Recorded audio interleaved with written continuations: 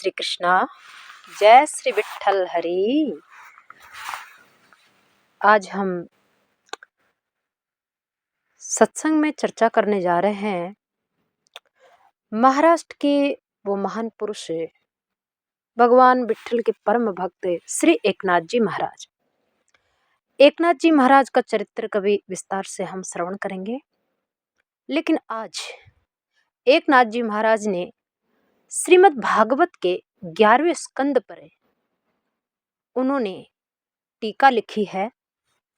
तो श्रीमद् भागवत के 11वां स्कंद, जो जिस प्रकार से समुद्र में पानी भी होता है और समुद्र में हीरे जवाहरात भी होते हैं, हीरे मोती होते हैं, अनेक प्रकार का धन होता है, उसी प्रकार से समझो कि श्रीमद् भागवत समुद्र है और उस समुद्र के अंदर जो हीरे और मोती छुपे हुए हैं वो है 11वां स्कंद। तो 11वें स्कंद पर एकनाथ जी महाराज ने अपने अनुभव, अपना जो है उन्होंने भजन से, ज्ञान से जो भी टीका लिखी है 11वें स्कंद पर उन्होंने जो चर्चा की है, उनके उन भावों का हम श्रवण करेंगे।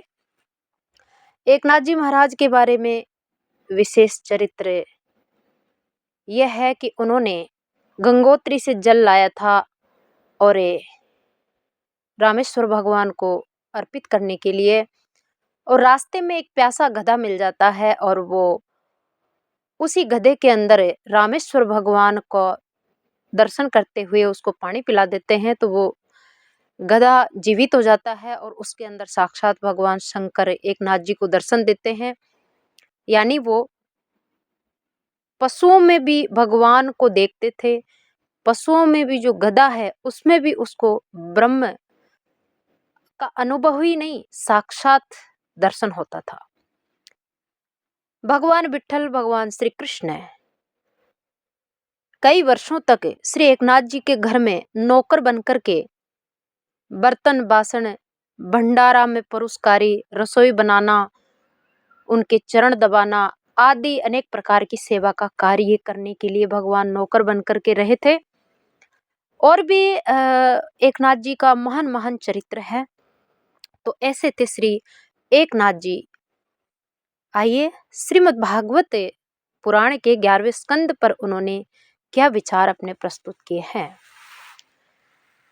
देखिए, ये 11वें स्कंद का अनमोल, दिव्य, गहरा, रहस्यमय ज्ञान है। इसको समझना बड़ा कठिन है। समझ भी ले तो उसको अनुभव करके इसका आनंद, इसका आस्वादन लेना बहुत कठिन होता है। लेकिन जिनका गुरु चरणों में और भगवान के चरणों में श्रद्धा विश्वास है, वो अवश्य ही इसका श्रवण करने से उनको आनंद की अनुभूति होगी। ये ज्ञान उन लोगों के लिए है जिनका लक्ष्य परमात्मा को प्राप्त करना है, जिन्होंने अपने जीवन को एक साधन बना रखा है, जिनका जीवन साधना बना हुआ है, जिनका कार्य साधना बना हुआ है, वो भक्त ही इस ज्ञान का लाभ उठा सकते हैं। इसको सुनने के बाद अति आनंद अनुभव कर सकते हैं। तो आइए हम चलते हैं दूसरा अध्याय में। श्री एकनाथ जी व्याख्या करते हैं।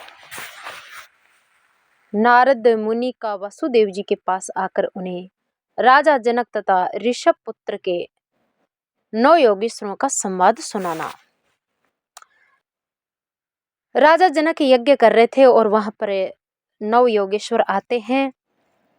तो राजा जनक 9 योगेश्वरों से कहते हैं, हे देवादिदेव, आप गुरु रूप में ब्रह्म भाव का सुख भोग करते हो। राजा जनक कहते हैं, हे महापुरुषों, जब आप एकत्व भाव से सबको देखते हो, सबके अंदर आप ब्रह्म स्वरूप को देखते हो, तो आप ही विश्व के विश्वात्मा है, ऐसा विश्वास उत्पन्न होता है। विश्व में वास करने वालों पर आप विश्वास रखने के लिए कहते हो, फिर उसे विश्वास से आप प्रसन्न होकर अपने चरणों में प्रवेश कराकर स्थान देते हो।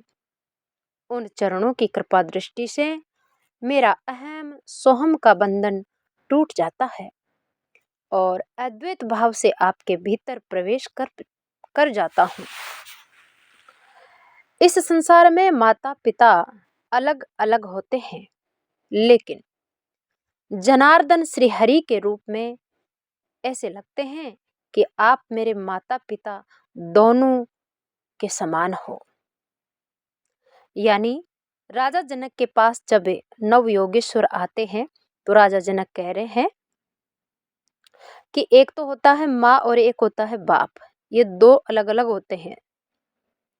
जब किसी घर में बच्चों के पास उनकी माँ और उनका बाप आता है बाहर से कई दिनों के बाद, तो बच्चों को बड़ी ही प्रसन्नता और खुशी अनुभव होती है।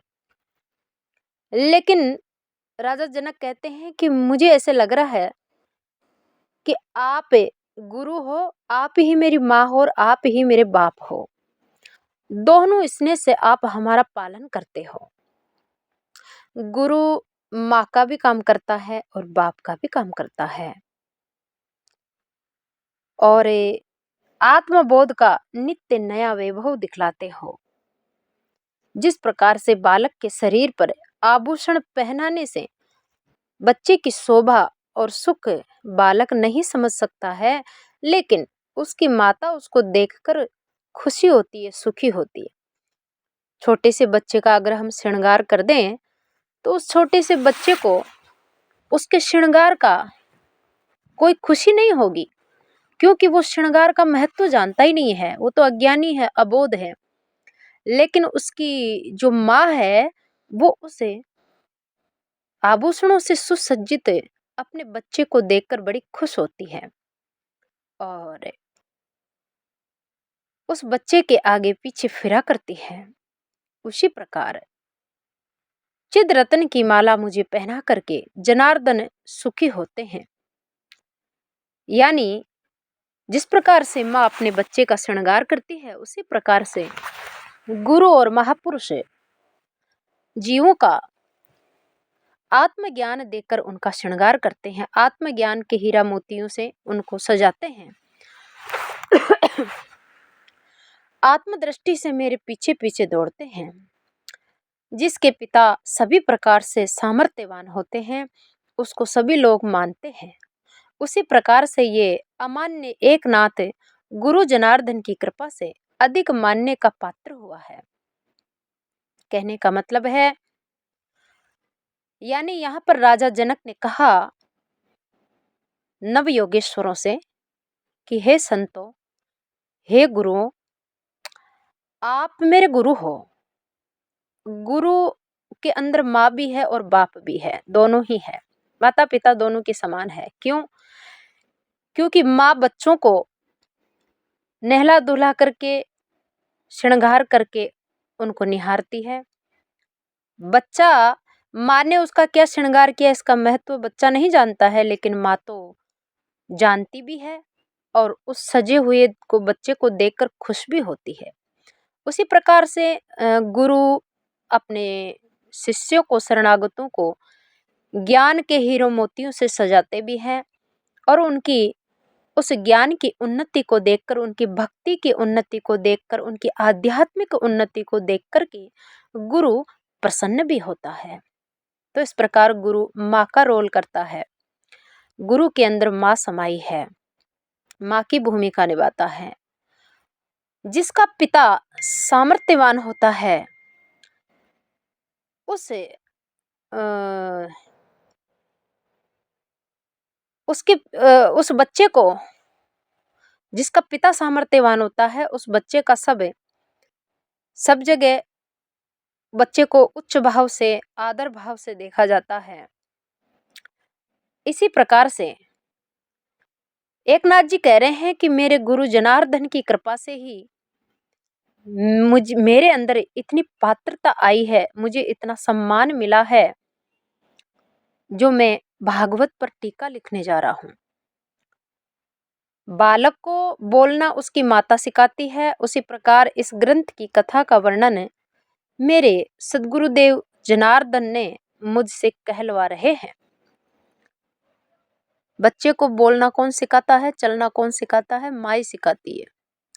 उसी प्रकार से गुरु भी ज्ञान देकर, शिक्षा देकर के, तरह तरह से समझा करके शिष्य को योग्य बनाता है, पात्र बनाता है। जो मुक्तों में अग्रगण्य है, ब्रह्मचारियों में शिरोमणि है, योगियों के पूज्य हैं, भक्तों में अति श्रेष्ठ भक्त है, ब्रह्म रस के सागर रूप है, वह मेरे सुखदेव जी कहते हैं। मेरे और वेदव्यास जी के साक्षात गुरु महामुनि देवऋषि नारद को श्री कृष्ण के भजन में अति प्रेम और आदर था। श्री कृष्ण ने उनको पिंडारक क्षेत्र में भेज दिया था, लेकिन वे वहां से बार बार द्वारिका श्री कृष्ण के पास आया करते थे, कीर्तन किया करते थे। नारद मुनि पूर्ण ब्रह्मज्ञानी थे, इसलिए उनको श्री कृष्ण का भजन बहुत ही प्रिय लगता था। क्योंकि जिस प्रकार से धन का महत्व है, जो इंसान बड़ा हो जाता है, समझदार हो जाता है, वो धन का महत्व समझता है कि धन कितनी कीमती चीज है। एक छोटा सा 6 महीने का बालक धन की कीमत नहीं समझता है, 1 साल का बालक भी नहीं समझता है। उसी प्रकार से जो जितना विद्वान होता है, जितना ज्ञानी होता है, वो उतना ही परमात्मा रूपी धन का महत्व समझता है। और जिस प्रकार से लोभी व्यक्ति धन से प्रेम करता है, उसी प्रकार से ज्ञानी पुरुष परमात्मा से प्रेम करते हैं। क्योंकि श्री कृष्ण शरीरधारी होने के बाद भी उनका शरीर दिव्य है, चिन्मय है, चैतन्य है। कोनु राज निंद्रियवान मुकुंद चरणाम्बुजम न भजेत सर्वतो मृत्यु रूपा मरोत्तमे। हे नृपवीर्य, ये उत्तम शरीर पाकर समस्त इंद्रियों से परिपूर्ण होकर भी जो श्री कृष्ण के चरणों का भजन नहीं करता, वह माया के वश में होकर के भयंकर इस दुखों को भोगता हुआ उसे काल क्षण क्षण नाश कर रहा है। ये समझ लो। इसी कारण महादेव शिव जी शमशान में बैठ कर के बार बार नारायण का ध्यान करते हैं। नारायण के चरण से निकली हुई श्री गंगा को भगवान शिव अपने सिर पर धारण करते हैं। इसीलिए श्री कृष्ण का चरण छोड़ना नहीं चाहिए कभी भी। देव ऋषि नारद मुनि होने पर भी वह सदा हरि कीर्तन में मगन रहते हैं। श्री कृष्ण से अति प्रेम के कारण देव ऋषि नारद बार बार द्वारिका में आते हैं। तमेकदा तु देव ऋषिम वासुदेवो गृहात्मा अर्चितम सुख मासीन मविवाध्ये मब्रवीत। तो धन्य है देव ऋषि नारद को। देव ऋषि नारद का मन सदा सर्वदा भगवान श्री हरि में लगा रहता है। उनको हरि नाम लेने की सदा सर्वदा अभिलाषा रहती थी, जिससे वे सदा परमानंद का अनुभव करते थे। देव ऋषि श्री कृष्ण के विशेष चाहते थे। नारद जी को श्री कृष्ण अधिक प्रिय थे। भगवान को नारद जी से बहुत अधिक प्रेम था। भगवान कृष्ण के संग से अज्ञानी जीव भी मुक्ति प्राप्त कर लेता है। ऐसे में देव ऋषि नारद अपनी स्वानंद की स्वलीला करते हुए एक बार द्वारिकापुरी में भगवान कृष्ण के पिताजी वसुदेव जी के पास में पधारते हैं। उनका दर्शन करने से वसुदेव जी बहुत प्रसन्न हो जाते हैं। कृष्ण के पिताजी वसुदेव जी उठ कर के देव ऋषि नारद को दंडवत प्रणाम करते हैं और देव ऋषि नारद मुनि को ऊंचे सिंहासन पर बिठाते हैं। वसुदेव जी संपूर्ण रूप से नारद जी का पूजन करते हैं।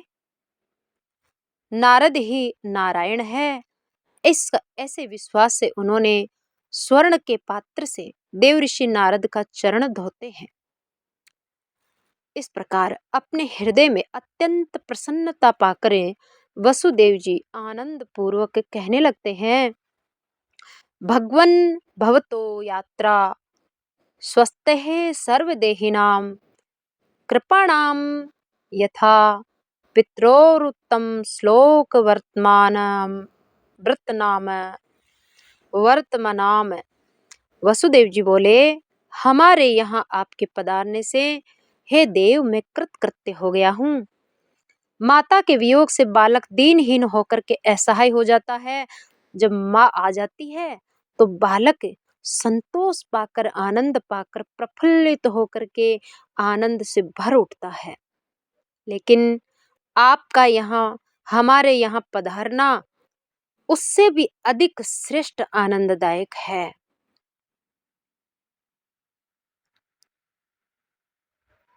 नहीं दरिद्र सम दुख जग माई और संत मिलन सम सुख जग नाही।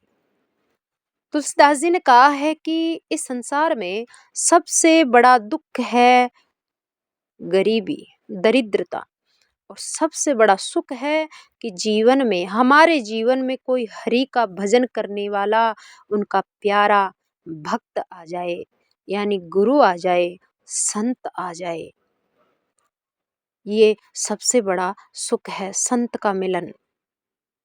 तो वसुदेव जी कहते हैं, आप दिनों का उद्धार करने के लिए लीला करते हुए तीनों लोकों में विचरते हो महाराज। आप समस्त प्राणियों को सुख देते हो, माता का सुख।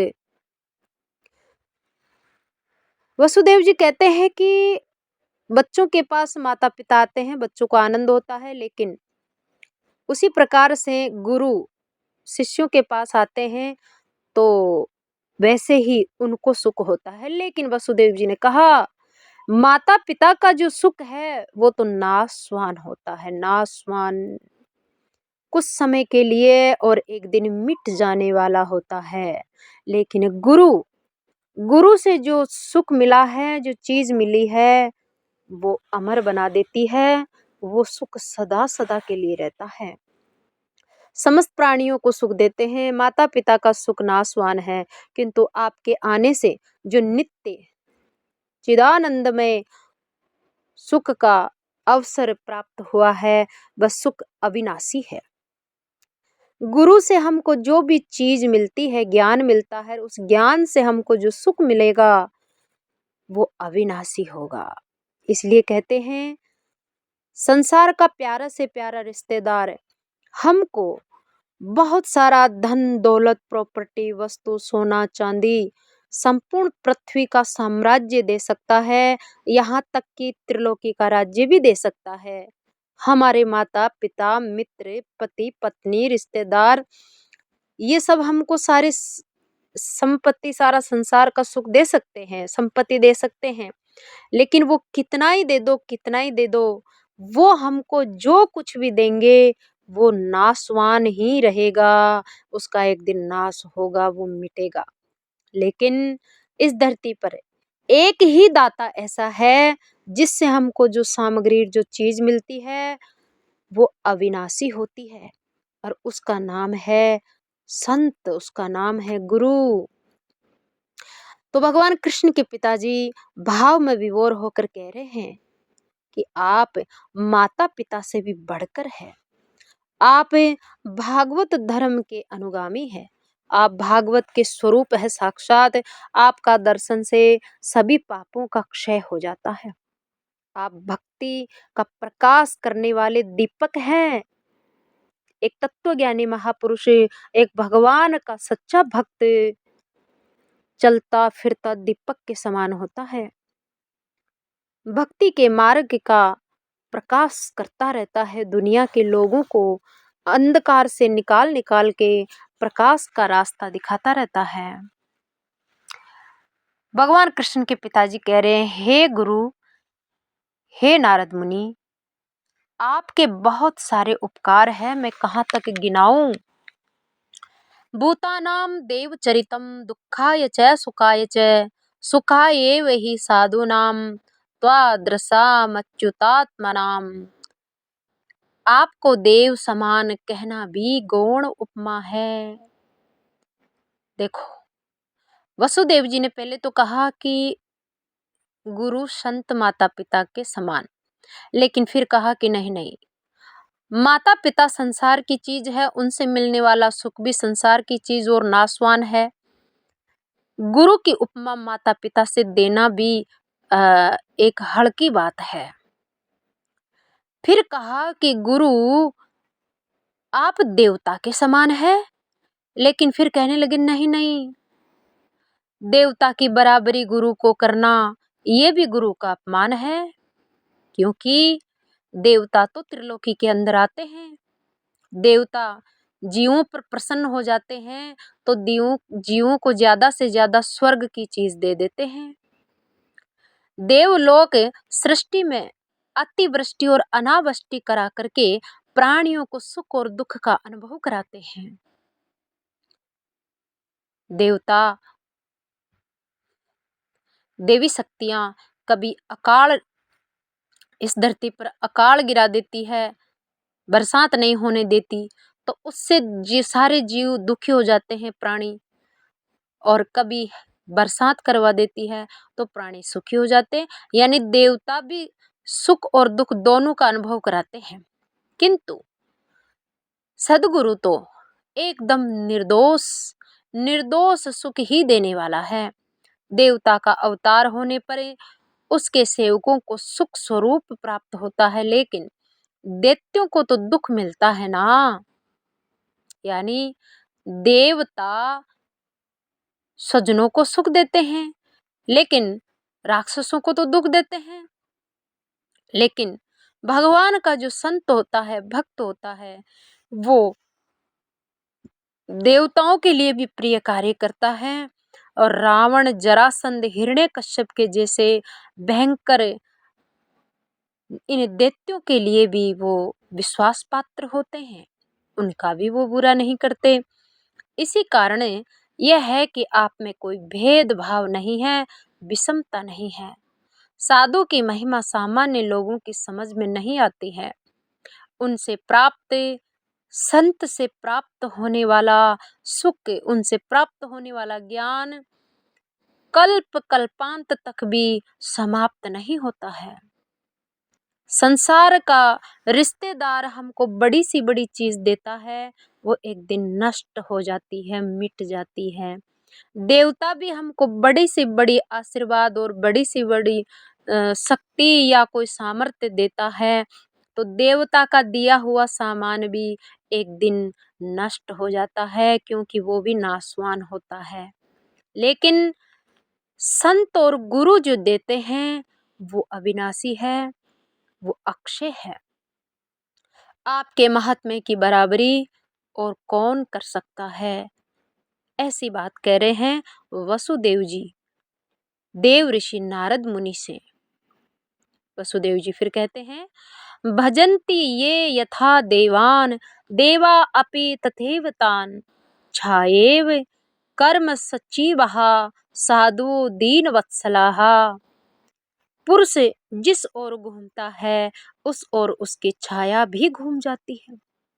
उसी प्रकार से देवता की जैसी भक्ति होती है वैसा ही देवता फल देते हैं।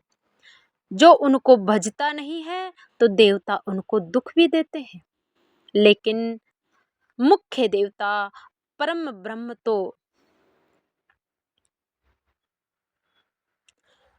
देवता में लालच होता है, फिर और की तो बात ही क्या।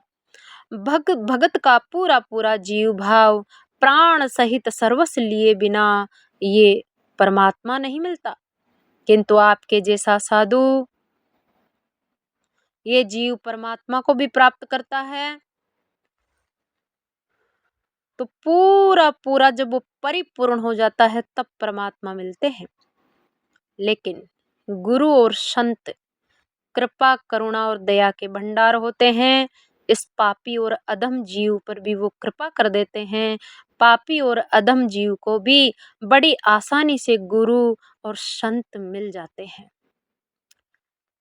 आपने महान बुद्धिशाली वेद व्यास जी को जो ज्ञान दिया, वही ज्ञान आपने बालक ध्रुव को दिया, दैत्य पुत्र प्रहलाद को भी दिया था, लुटेरे डाकू वाल्मीकि जी को भी दिया था।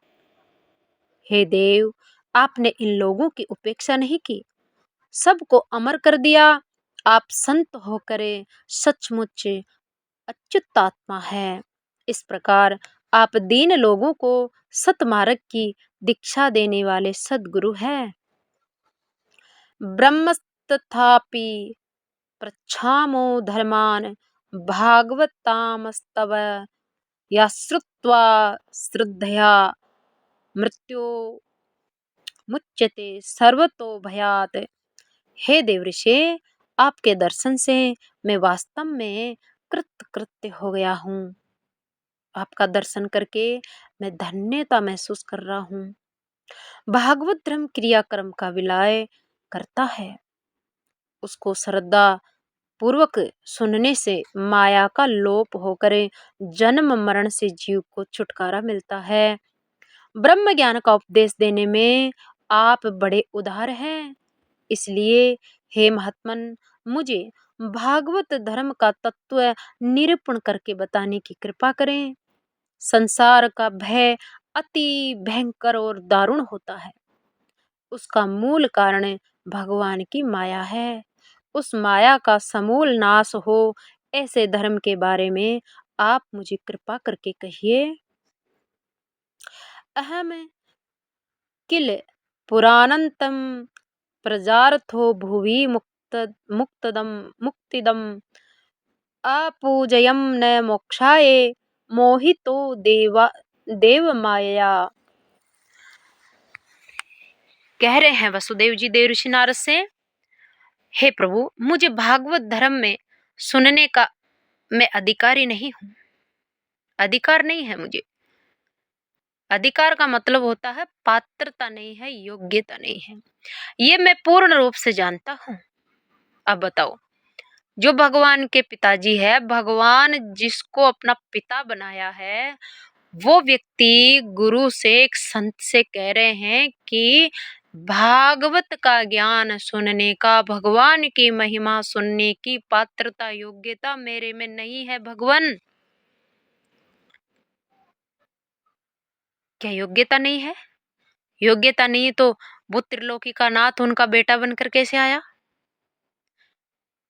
योग्यता है तभी तो परमात्मा ने उनको पिता के रूप में चुना है ना। तो फिर योग्यता नहीं है? अरे नहीं, यही तो है असली ज्ञानी होने की, असली पात्र होने की पहचान।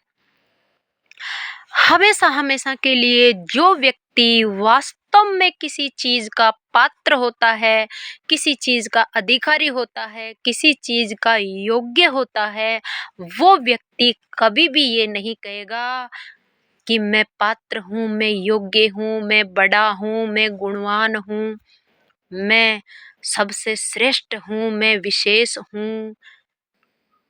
ऐसी भावनाएं, मैं श्रेष्ठ हूँ, मैं श्रेष्ठ हूँ, ऐसी भावनाएं उसी व्यक्ति के मन में आती है जो अपात्र है, अयोग्य है, अधिकारी नहीं है। अधिकारी और पात्र होते ही, वास्तव में बड़ा होते ही, तो व्यक्ति के अंदर ज्ञान आ जाता है, विवेक आ जाता है और विनम्रता आ जाती है। फिर उसके मुंह से ये शब्द निकलते हैं कि मैं तो इसके योग्य नहीं हूं। बताओ कितने महान हैं। तो क्या कह रहे हैं, मैं भागवत का ज्ञान सुनना चाहता हूँ, पर क्या करूँ, मेरे में इतना तो विवेक नहीं, इतनी योग्यता नहीं, मैं इसका अधिकारी नहीं हूँ। पूर्व काल में मैंने ममता के कारण माया में फंस करके प्रजा की इच्छा से देवताओं की आराधना की थी, उन्हें संतुष्ट करके प्रसन्न किया था। देवताओं ने प्रसन्न होकर मुझे पुत्र होने का वरदान दिया और उसके वरदान से पुत्र के रूप में मुझे कृष्ण की प्राप्ति हुई। नारायण का पूर्ण अवतार है कृष्ण। मैं श्री कृष्ण का पिता हूँ, इसी कारण श्री कृष्ण मुझको पूज्य भाव से मानते हैं, इसलिए मैं मुझे ब्रह्म ज्ञान की बातें नहीं बताता है। श्री कृष्ण से मुझे ज्ञान प्राप्त होगी यह असंभव है। इसलिए जब आप मुझसे संतुष्ट हो गए हैं तो कृपा करके मेरा उद्धार कीजिए। जिस माया में मैं फंसा हुआ हूँ उस माया का समूल नाश किस प्रकार से होगा, उसका मार्ग मुझे बताइए। यानी भगवान कृष्ण के पिताजी वसुदेव जी देवऋषि नारद से माया से पार पाने का उपाय पूछ रहे हैं। यथा विचित्र व्यसनाद भव भवद्भीर विश्वतो भयात मुच्चेम हिन सेवाद तथा नह साधि सुव्रत। वसुदेव जी कह रहे हैं कि यह संसार सागर माया रूपी जल से भरपूर भरा हुआ है। जिस प्रकार से समुद्र में अथाह अथाह पानी ही पानी भरा रहता है, उसी प्रकार से इस संसार में चारों तरफ से माया भरी हुई है।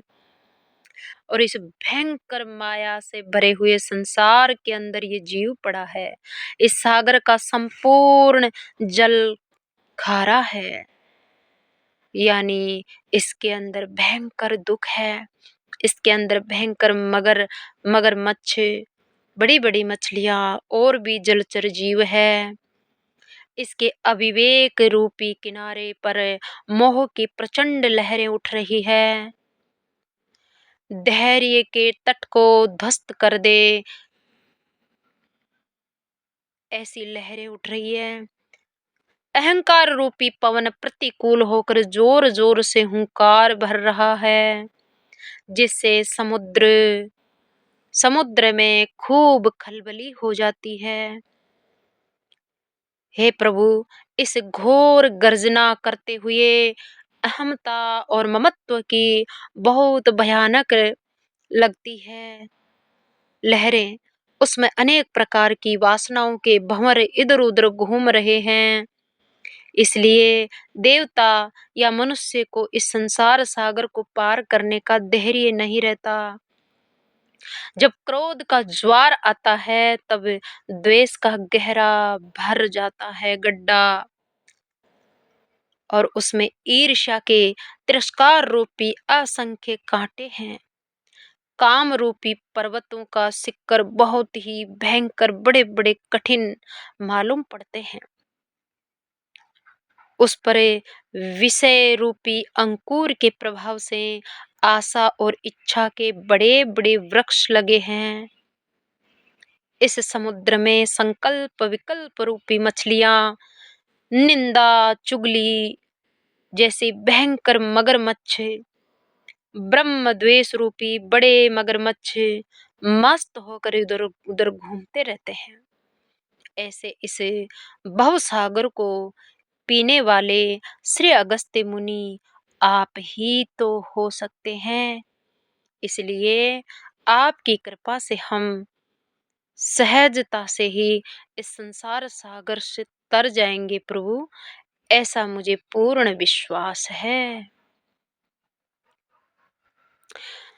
श्री सुकवाच राजनेवं कृत प्रश्नो वासुदेवेन धीमता प्रेतस्तमाह देव ऋषिर हरेह समस्मारितो गुणे हैं। सुखदेव जी महाराज कहते हैं कि हे राजन परीक्षित, वसुदेव जी के ऐसे सुंदर प्रश्न से देव ऋषि नारद को बहुत आनंद हुआ। उनका चित्त आनंद से भराया, अंग उनके रोमांचित हो गए, उनके नेत्रों से आंसू बहने लगे। भगवत प्रेम से वे जो है भरपूर हो गए। प्रेम पूर्वक सुनने वाला श्रोता मिलने पर यदि वक्ता को पूर्ण आनंद नहीं मिलता तो उसे कथा अमृत का स्वाद नहीं मालूम होता है, उसका केवल खाली बोलना ही रहता है। यानी ज्ञान सुनाने वाले को, सत्संग सुनाने वाले को, कथा कहने वाले को अगर कथा का ज्ञान का स्वाद और आनंद लेने वाला, लगन से सुनने वाला श्रोता जब तक नहीं मिलता है, कथा कहने वाले को आनंद नहीं आता है, वो खाली बोलता ही है मुंह से।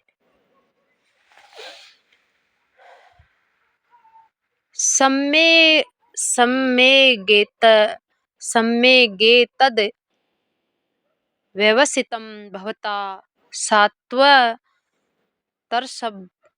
यद् प्रसृसे भगवतान धर्मास्त्वं विश्वभावनान। देव ऋषि नारद कहते हैं, हे यदुवंश शिरोमणि, आप यादव कुल में श्रेष्ठ है, आपको परमार्थ में अत्यंत निष्ठा है, आपकी उत्कंठा प्रशंसा की पात्र है, आपकी भागवत धर्म में बहुत अधिक भक्ति है, इससे इस प्रश्न से विश्व का उद्धार होगा। आपके प्रश्न के उत्तर से साधक लोग तर जाएंगे। इतना ही नहीं, महापापियों का भी उद्धार हो जाएगा। भगवान श्रुतोनुपठितो ध्यात आद्रतो वानुमोदित सद्यः पुनाति सधर्मो देव विश्वद्रोहोपि ही। वसुदेव जी कह रहे हैं, इस भागवत धर्म का एक गुण ऐसा है कि कितने लोग इसको सुनने से, कितने ही लोग इसका पाठ करने से, कितने ही लोग इसका चिंतन करने से संसार के बंधनों से मुक्त हो गए हैं। भागवत धर्म के श्रोता वक्ता दोनों को संतोष और आनंद होता है। वे सभी संसार से तर जाते हैं। देवता प्राणी मात्र का द्रोह करने वाला दुष्ट आत्मा भी अगर भागवत धर्म का आचरण करने लग जाए तो वह भी तर जाता है, उत्तम पद की प्राप्ति होती है। हे देव, हे वसुदेव, आप सचमुच में बहुत ही पवित्र और भाग्यशाली है, क्योंकि जगत वंदे श्री कृष्ण जी आपके घर में नित्य निवास करते हैं। आपके जैसा भाग्यवान पुरुष मुझे त्रिभुवन में अन्यत्र कहीं नहीं दिखाई देता। श्री कृष्ण जी आपके पुत्र है, इसलिए आपके नाम से इस अनंत वासुदेव भी कहा जाता है। इस नाम का जो स्मरण करता है वह परम पावन हो जाता है। त्वया परम कल्याणः पुण्य श्रवण कीर्तनः स्मारितो भगवान्यद्य देवो नारायणो मम। हे वसुदेव जी, जिसको सुनने से पुण्य की वृद्धि होती है, पुण्य बढ़ता है, जिस नारायण को नमस्कार करने से जीव संसार के बंधनों से मुक्त हो जाता है, उस नारायण के नाम का सुमिरण आपके प्रश्न से मुझे नारायण का नाम सुनकर मुझे बड़ी प्रसन्नता हुई है। मेरे हृदय में वे पूर्ण रूप से प्रकट हो गए हैं। आपने मेरे ऊपर बहुत बड़ा उपकार किया है। नारद जी को नारायण के नाम का विस्मरण हो जाए, ऐसा कभी हो नहीं सकता। जिस प्रकार यज्ञ में अग्नि पहले से ही रहती है, किंतु घी डालने पर वह और भी तेज प्रज्वलित हो जाती है, उसी प्रकार से भगवान के भक्त के अंदर भगवान की भक्ति की प्रेम की अग्नि पहले ही रहती है, लेकिन अगर कोई भगवान के विषय में प्रश्न पूछ ले, भगवान के विषय को छेड़ दे, तो प्रश्न से मुक्त का चित्त सुख से उल्लासित हो जाता है। भाव युक्त प्रेमी श्रोता उल्लास से कहलाने वाला मुक्त इन दोनों के मध्य जो रस का सुख उत्पन्न होता है, उसका स्वाद जिसने चखा वही जान सकता है। इसी से भागवत धर्म द्वारा मुक्ति, जिज्ञासा और विषय सबको शांति प्राप्त होती है। पूर्व काल में त्रेता युग में महाराज जनक ने भी इसी प्रकार का प्रश्न पूछा था, जिसका उत्तर ऋषभ देव के 9 योगेश्वर पुत्रों ने दिया था। इन 9 योगेश्वरों की वंशावली को सुनिए। उनका जन्म उत्तम कुल में हुआ था और वे सभी ब्रह्मनिष्ठ थे। ब्रह्मनिष्ठ यानी ब्रह्म को जानने वाले, ब्रह्म में स्थित रहने वाले। प्रियव्रतो नाम सुतो मनोः स्वयंभुवस्य यः तस्याग्निद्रस्ततो नाभिऋषभस्तत्सुतः स्मृत। स्वयंभु मनु के पुत्र प्रियव्रत हुए, प्रियव्रत के पुत्र आग्निद्र, आग्निद्र के पुत्र नाभि, नाभि के पुत्र ऋषभदेव हुए। ये वासुदेव के अंश और महान ज्ञानी थे ऋषभदेव भगवान। उन्होंने विश्व में सर्वत्र मोक्ष धर्म का प्रकाश फैलाया था, मोक्ष धर्म का प्रचार किया था ऋषभदेव भगवान ने। तमाहुर वासुदेवांसम मोक्ष धर्म विवक्षया अवतीर्णम सुतसतम तस्यासीद ब्रह्म पारगम। संसार में मोक्ष धर्म का प्रचार करने के लिए ऋषभदेव भगवान वासुदेव के अंश अवतार के रूप में आए थे। उनको वेदों में पारंगत 100 पुत्र उत्पन्न हुए थे। ऋषभदेव जी के 100 पुत्र हुए थे। उनके 100 पुत्रों में सबसे जो ज्येष्ठ बड़े पुत्र जिनका नाम था भरत, वो बहुत ही पवित्र थे। उनका अलौकिक चरित्र कहता हूं, उसको श्रवण कीजिए। तेसाम्बे भरतो ज्येष्ठो नारायण परायणः विख्यातम सर्वमेतद् यन्नाम भारतमद्भुतम। ऋषभदेव के 100 पुत्रों में राज ऋषि भरत सबसे बड़े थे। वे नारायण के परम भक्त थे। भरत राजा होते हुए भी शरीर, वाणी और मन से अखंड भगवान का भजन करते थे। जैसे रास्ते में चलते हुए पैर टेढ़ा पड़ जाए और कहीं ठोकर भी लग जाए तो भी पैर भूमि से अलग नहीं हो सकता, उसी प्रकार जब राज कार्य करते हुए भी राजा भरत एक क्षण भी आत्मचिंतन से भगवान के भजन का त्याग नहीं करते थे। प्राणियों के बड़े समुदाय को उनका ही सहारा होने के कारण वे उनके नारायण थे। ऐसे ही प्राणी को सब भूतों की अभिव्यक्ति आत्मा कहा जाता है, व्यक्तिगत आत्मा कहा जाता है। अपने अंश भाव को त्याग करे भरत जी ऋषभदेव पुत्र नारायण के ही रूप थे। नारायण शब्द की ही ये तात्विक व्युत्पत्ति हुई।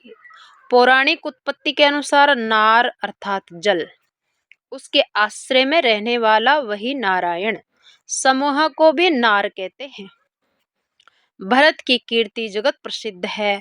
उनके ही नाम से पृथ्वी का ये भाग जहां हम लोग रहते हैं भारत कहलाता है, भारतवर्ष। वे आत्माराम होती हुई भी विषयों के संग से अलग रहते थे, विषय संग के योग्य नहीं थे। ये जानने के लिए ऐसे अतुल प्रतापी राजा का अब वृत्तांत कहेंगे। सह भुक्त भोगाम त्यक्तवेमाम निर्गतस्तपसा हरिम उपासीनस्तत् पदवीम लेभे वे जन्म भीर स्त्रीभिः।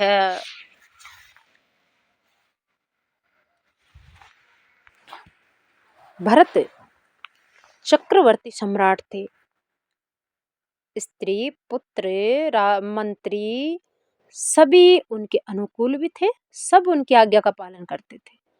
फिर भी उन्होंने सभी प्रकार के वैभव और भोगों का त्याग कर दिया। आत्महित की दृष्टि से हरि के भजन रूप तप करना आरंभ किया।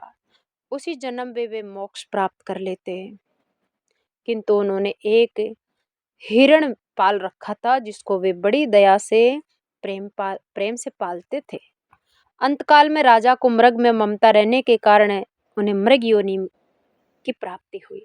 जिस प्रकार राजा भरत अंतकाल में हिरण का सुमिरन करने से हिरण बनते हैं अगले जन्म में, उसी प्रकार जो श्री कृष्ण का स्मरण करता हुआ मरता है वह श्री कृष्ण को ही प्राप्त हो जाता है, अर्थात उसकी मुक्ति हो जाती है। ये कहा गया है अंतोमति सा गति है।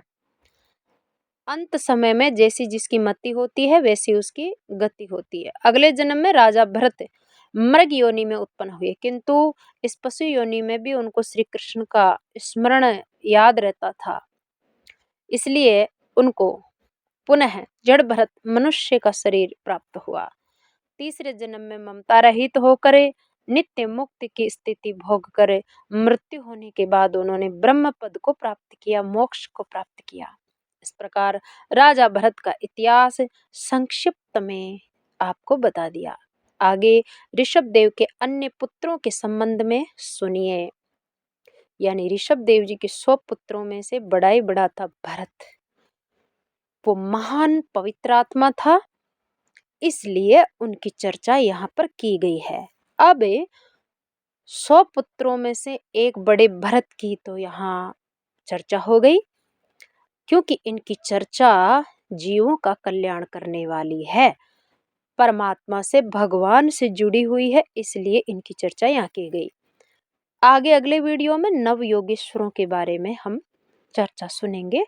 तो आज की कथा को यहीं पर विराम और विश्राम देते हैं। जय श्री विठ्ठल, जय श्री हरि।